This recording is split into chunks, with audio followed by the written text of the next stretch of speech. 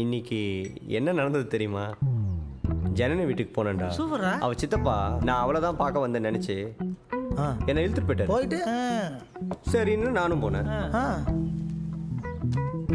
எனக்கு காஃபி கொடுக்க சொல்லிட்டு சித்தப்பாவும் வெளியே போயிட்டாரு. இன்னைக்கு தான் சரியான நேரம். ஏன் கல்யாணம் வேணான்னு சொன்னேன்னு கேட்டேன். மொக்கையா 3 காரணம் சொன்னான். 1, நீங்கள் எப்போ பார்த்தாலும் எனக்கு காலேஜில் ரேகிங் பண்ணிகிட்டே இருந்தீங்க. அது எனக்கு எவ்வளோ கஷ்டமாக இருந்துச்சு தெரியுமா? அப்புறம் 2, சரண்யாக்கா கல்யாணத்தில் கூட திவ்யா கிட்ட சொன்னீங்களாமே எனக்கு ட்ரெஸ்ஸிங் சென்ஸே இல்லைன்னு. உனக்கு காமன் சென்ஸே இல்லைன்னு சொல்கிறேன், இதில் ட்ரெஸ்ஸிங் சென்ஸ் பற்றி பேசுகிறான். இது கூட பரவாயில்ல. ஏதோ சின்ன வயசில் தான் நான் குண்டா இருந்தேன். இப்போ கூட எப்போ பார்த்தாலும் என்னை குந்தானி குந்தானின்னு கூப்பிட்டுட்டு இருக்கீங்க.